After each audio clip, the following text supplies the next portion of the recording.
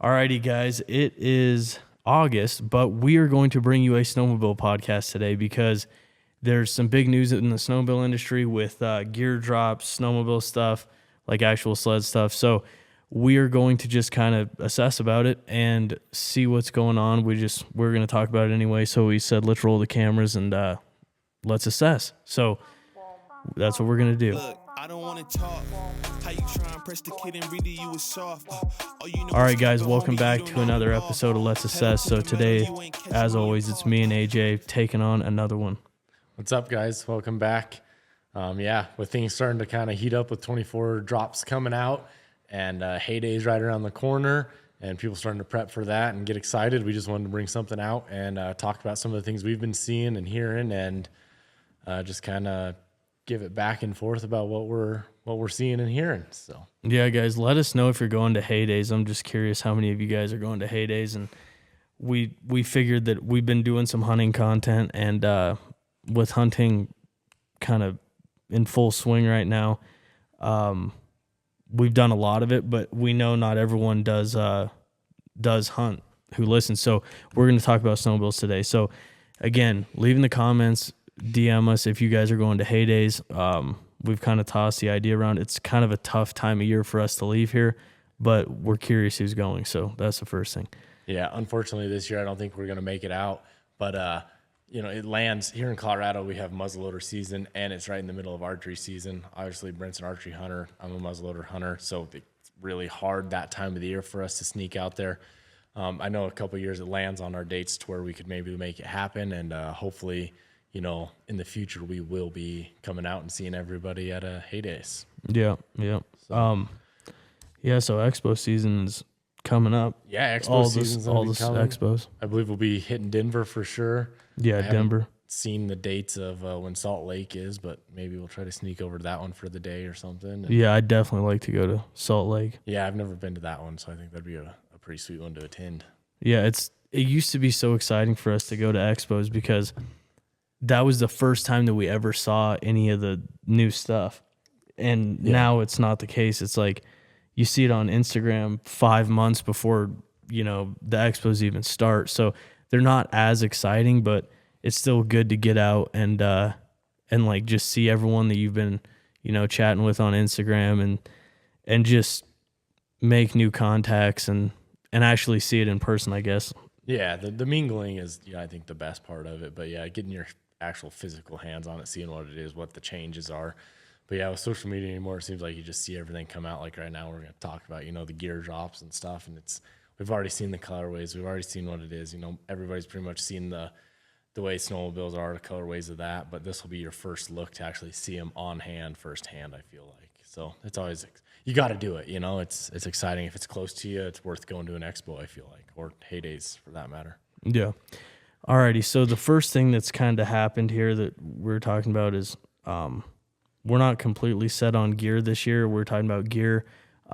Gear's obviously a big deal. So 509, let's start with 509. 509 came out with their stuff. Most of the stuff looks pretty similar to last year, but they're coming out with some different colors. So, and they've come out with like an all new women's line. So if you're a lady, you should go check that out. A lot of that stuff looks good.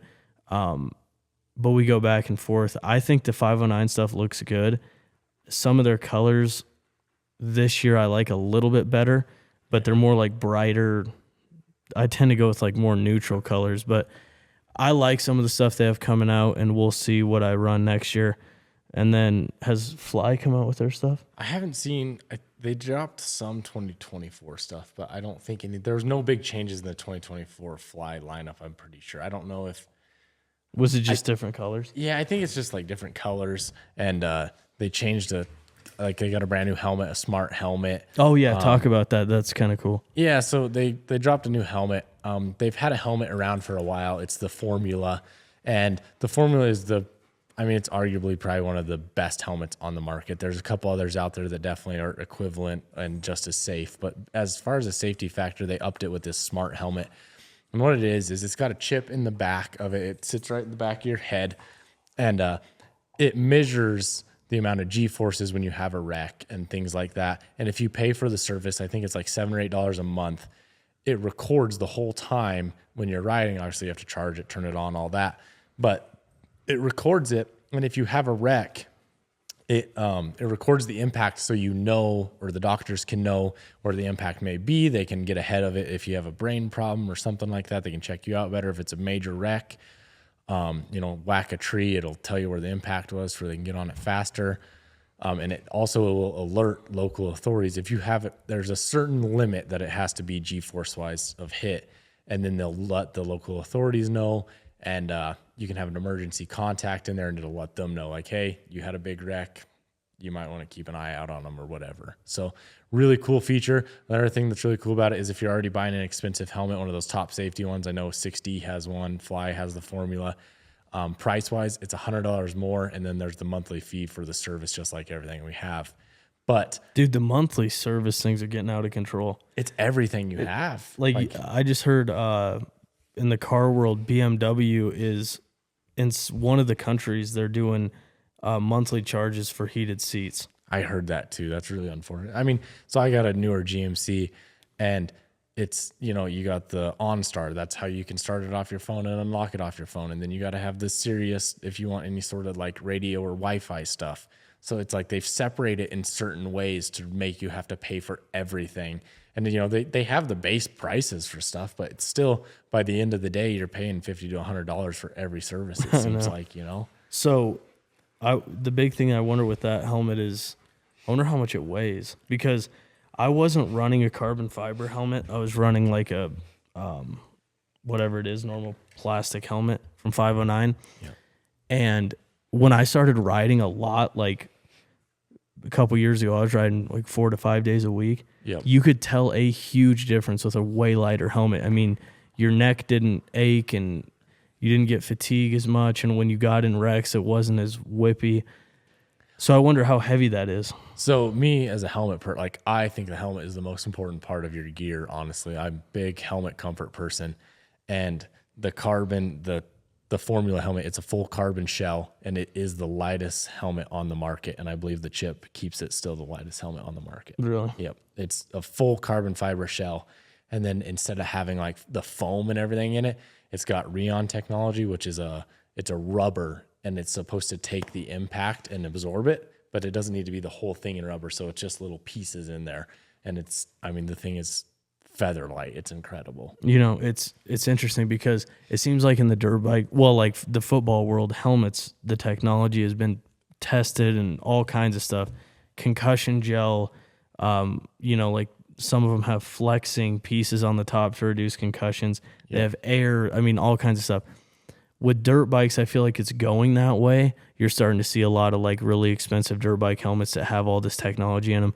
But dude, snowmobile helmets, like really 99% of them are just, they don't even talk about the safety features. Like, no, I don't even think 509's top helmet has MIPS in it. No, it doesn't. Their dirt line, like their dirt bike line has it. Yep. And then, most people are like, well, you're landing in snow, not dirt.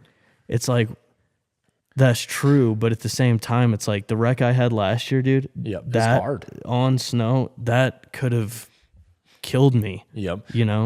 Well, and that's what, everyone thinks you're falling in snow, and yeah, when you fall in the snow, it's not when you get hurt, it's when you whack your head on the sled, or you get ran over by your sled, or you hit a tree or something like that. That's when you're going to have those major injuries on a snowmobile, or even you land on a buddy's sled or something like that. Like those are the times that you're going to really injure your head.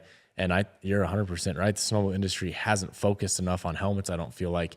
And there's so many, like you walk into your local dealership and, it's expensive to have expensive helmets sitting on the shelf. So there's maybe 2, 3, 4 options of those, but then there's 100 other options that are, your run of the mill $200-$300 helmet that has just the normal, that you probably wore in middle school football or whatever, it's no safer than that. Yeah. Yeah. I hope they come out with some different stuff.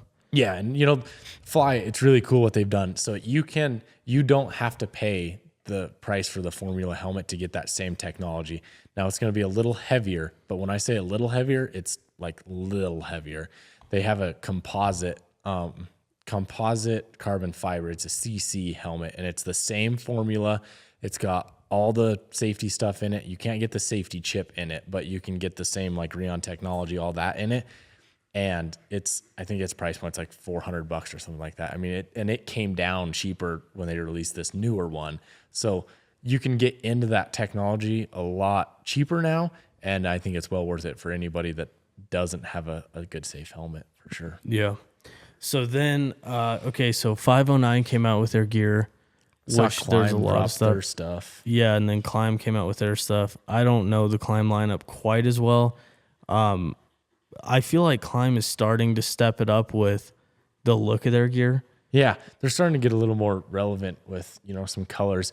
That's been my disappointment with a lot of these gear brands, honestly, is, they're owned by snowmobile companies or they're as around Polaris snowmobile companies. Or something like that. Yeah, exactly. To where they know what the colors the snowmobiles are going to be manufactured. I mean, a lot of us wrap them, whatever, but the color lines that we're seeing don't seem to match with what we're riding or what's present or anything like that. And I mean, I'm not going to have a lime colored snowmobile and be wearing a teal colored, onesie or even jacket and pant pair. It doesn't seem like they mesh, but it seemed like this year, maybe 509 and KLIM were a little bit more relevant with the colors. I feel like, dude, we're talking. I don't know. I'm not going to throw hate on anybody, but it's like, Chris Barant 1 year wore the pink stuff. Yeah. I don't know if that sled was called like My Little Pony or what sled kicked it all off. But once he did that, then all the manufacturers, starting with KLIM, had to do, men's gear in like pink and purple. Yep. Which is whatever. But now I saw that 509 came out. There was a ad on Instagram that showed them with a pink jacket.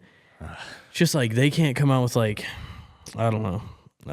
I like the colors. I like that shark skin color, that jacket that I've been wearing. Yep. I like that. And I'm not complaining about them too much, but it's just like I feel like they could get a little more neutral. Yeah, their colors are interesting. Yeah. We'll just say that. I would rather have a loud snowmobile, personally, just a loud snowmobile, and then a more mellow like gear scheme. That way, if especially when you're running a couple different snowmobiles, you don't have to match with everything. Everything's have to color coordinate so much to look good on film and stuff like that. Yeah, and the big thing with me was I'm so hard on gear. It like if you have like a light color, it just gets completely stained in 4 times of going out.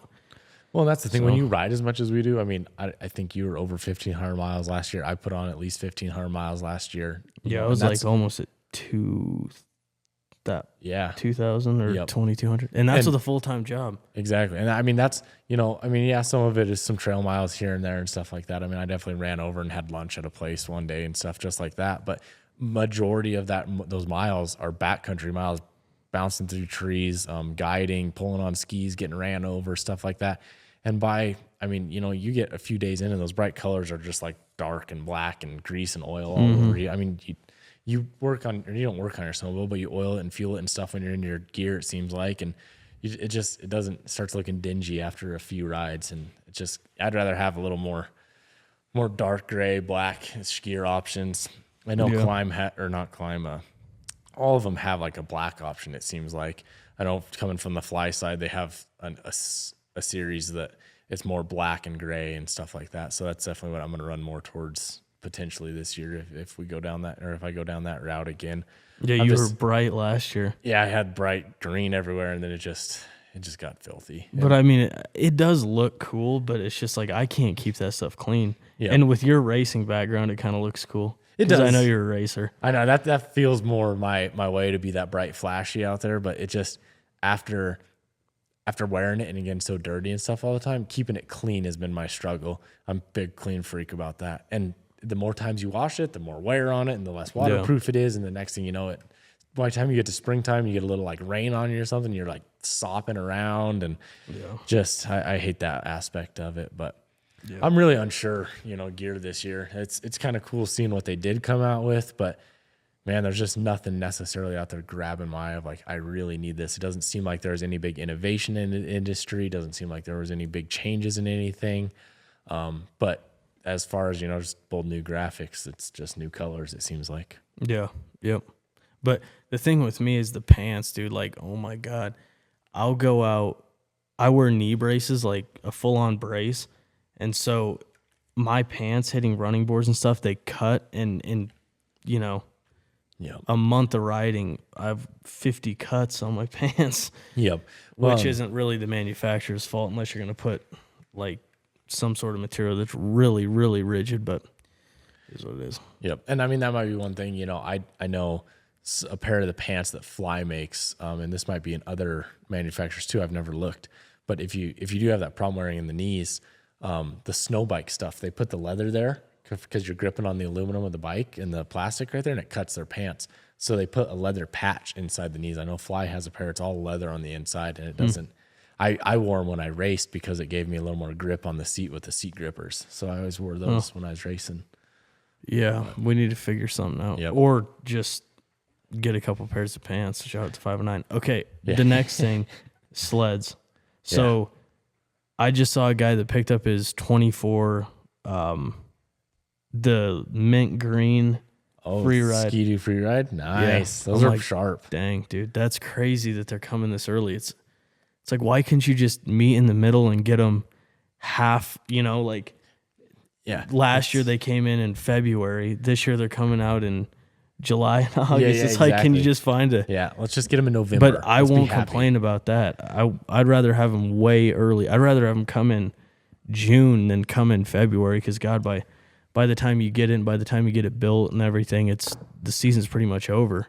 It is. So yeah, no, and I mean, Polaris, I saw Brant was getting some 24s in. I haven't seen any 24s roll through town here yet specifically, but I just haven't seen any 24s rolling anywhere other than Brant's. So Polaris's? I know, yeah, Polaris. I've seen 2 Ski-Doo trucks in between here and Denver. Yeah, I know, and there's been a bunch of Ski-Doo trucks around. It seems like I just saw another one the other day that rolled through, and then I actually saw a Ski-Doo crate. It looked like a panel blew off or something, or got hit or something. Yeah, it's laying in the ditch outside of town. But I do know, I saw a post. Someone was at the Wausau factory in Wisconsin at Polaris, and there was a mega pile of them built there. So I don't know what are they doing. $1,700 rebates or $1,500? If they don't get it out, $1,500 if they don't get it here by, what is it? I think it was I want to say it was November 30th or something like that. I don't even know. I can't remember when. That's the problem is, dude, though, is like the whole process and the whole fun for me is like you get it early. That's why you used to snow check, and then you have time to like run up the trail and do the break-in miles, and maybe it's not necessary, but it's fun. It's something to go do in the fall, and then you start to build it. You order all your parts, but now it's like I got mine in February. It's like it was like the end of February. Yeah. So now I have over. Yeah, I had 1,000 more miles on my old sled, and then I put 600 miles on this sled, and then 500 or 600 miles on the sled behind me. And so, yeah, it's just like it's a mess. Instead of just having that experience of like the reason why people used to snow check, it's hopefully it gets back to that. I'll quit rambling, but hopefully it gets back to that. I hope it is too, especially in the aspect of like, I want my sled, in that earlier part of the year. That way, yeah, like you said, you can get your break-in miles and get everything settled out of it before the real snow gets here. You're not like fighting through problems when that happens. But also, I think it's really hurt the aftermarket side of things because they can't prepare for what they need to have built unless like people are ordering it. And if people did snow checks, their sleds sitting in the garage, they're getting excited, they're ordering wraps, they're ordering cans, they're they got the new sled sitting there, they're excited, they got money, they want to buy stuff, but it's hard for the aftermarket companies to anticipate that until they don't know it's going to be popular that year or anything like that. So I found like once I got my sled last year, I couldn't get the aftermarket parts I wanted. And then I had another sled I was throwing a supercharger on an Arctic Cat. I ended up waiting a month and a half for a wiring harness because they were on back order, and I just could not physically get the wiring harness I needed to run the injectors. Well, dude, on Brad's sled, he took it out like 4 times, had like 200 miles on or something like that, and it kept maxed at. So he took it into the dealership, and they said it needs a wiring harness. And this was he got his earlier than me. This was either in January or February. They told him that it's on back order until September. Like, as in... now. Like, right now. And so, yeah, in like 4 weeks. Yeah. So he's like, I just spent $22 grand or whatever it is on a sled. He wraps it, he does all the stuff, and it's out all season. Yep, can't ride it. It's It's done. ridiculous. That's dude. unfortunate. That's a kind of a dagger in the heart there. That Yeah. sucks. So, we're gonna talk about what are some plans for us. Yeah, so for you for this winter, I this coming think winter.